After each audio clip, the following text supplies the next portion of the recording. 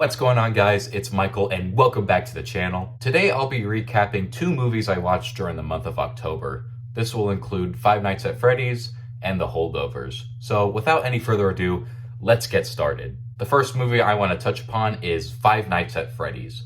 This is of course based off the popular video game franchise that started all the way back in 2014. We follow Mike as he gets a new job. What's the job? Well, he's a security guard, night shifts at a place called Freddy Fazbear's, a pizzeria that's been closed and has been shrouded in mystery ever since the 1980s. During these night shifts, Mike encounters some weird activity with the animatronics and eventually discovers the truth more than meets the eye. That's just the basics. There are a bunch of lore videos on YouTube that go through everything regarding Five Nights at Freddy's, but for the sake of this video, I'm just going to focus on the movie. Now, when it comes to the Five Nights at Freddy's franchise, this is a series of games that does have a special place in my heart. I do remember getting into the series around late 2014 when Five Nights at Freddy's 1 and 2 came out, and then in 2015 when the third game and fourth game came out, and I just remember having a lot of fun with the games, even though there's not really a whole lot to do, but there is a lot of story in there, and I do remember being really interested in what was going on within the gameplay and all of that. And I do remember when this movie was announced. It was announced during the summer of 2015, and it would have been developed by Warner Brothers. And ever since then, I was really curious to see what a Five Nights at Freddy's movie would look like. I mean, after all, there is a bunch of story that you could take from the games and incorporate it into a movie. And after 8 years with a bunch of games, merchandise, and a lot of story, we finally have the movie in 2023. And the question is, was it worth the wait? To answer that question, I gotta be honest. Now, don't get me wrong, there are some fun and entertaining sequences in this movie with the animatronics, which, by the way, looks stellar. You could tell that the people involved with the production really wanted to get the animatronics right, and it paid off. They look really good. There's also a bunch of Easter eggs that definitely got a smile out of me. But other than that, this movie felt like wasted potential. The movie never felt scary, and the PG-13 rating did not help at all. Despite the animatronics being great, they're not really in the movie that much, and instead the movie focuses on the human drama, which honestly put me to sleep. It was pretty boring. And from the little I know about the lore, this movie definitely got quite a few things wrong, although I could see the director and creator going in a completely different direction, which in a way I do respect. When it comes to the acting, it's pretty serviceable. Matthew Lillard was definitely the best part. Every scene that he was in was pretty much gold.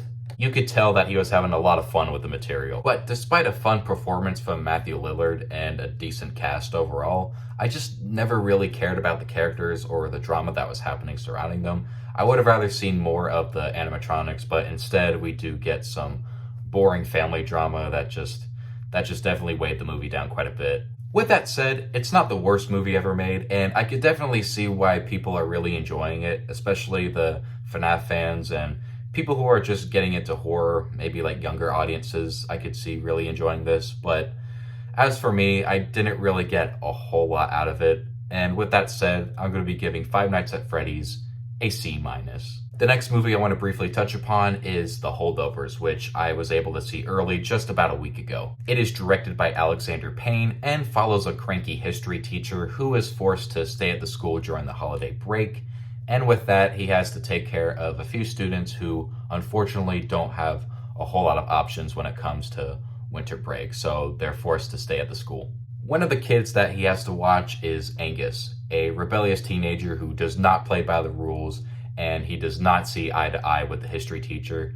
So with that, that creates some conflict with the two, but eventually they do see eye to eye in some way. Basically, if you've seen the trailer, you have a general idea of what's going to happen in the movie. Now, for any other movie that has a similar premise, I would see that as a negative, but when it comes to The Holdovers, I would see that as a positive. It really all just depends on execution. I remember seeing the trailer for this before Oppenheimer and remember thinking that, man, this looks really unique. Yes, it is true that this story has been done millions of times before, but I was just sold on the overall look of the film. It looked like something that was taken straight out of the 1970s, and the fact that they actually shot on location at prep schools, I thought that was very unique. And after seeing the movie last week at an early screening, I gotta say, The Holdovers definitely lived up to the hype that I got from the trailers.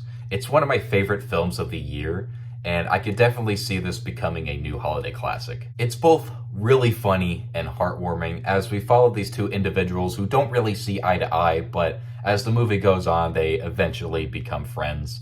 And like I said, the story has been done before, but the execution here I just thought was masterful. It's presented in a way that's very believable, and there are moments in here where I was just in the feels. Paul Giamatti brings in a great performance as his history teacher. He just has that certain energy to him that even if his character is a little bit unlikable at points, he just has that charm to him. The supporting cast also does a solid job as well. A lot of extras. It genuinely felt like I was watching a movie during the time period of the 1970s. It was really, really cool. But I gotta say that the stand-up performance of this movie has to be the guy that plays Angus. He was phenomenal here. I really enjoyed his character and how he grew as a person with the history teacher. I could definitely see this guy going places after this movie. He is that good. The set design and music choices were also on point. The overall set design and music choices were also on point. You could really tell that everyone involved in the production wanted to give an authentic feel to the 1970s, not only with like I said, the set design and music, but also just the overall look of the film.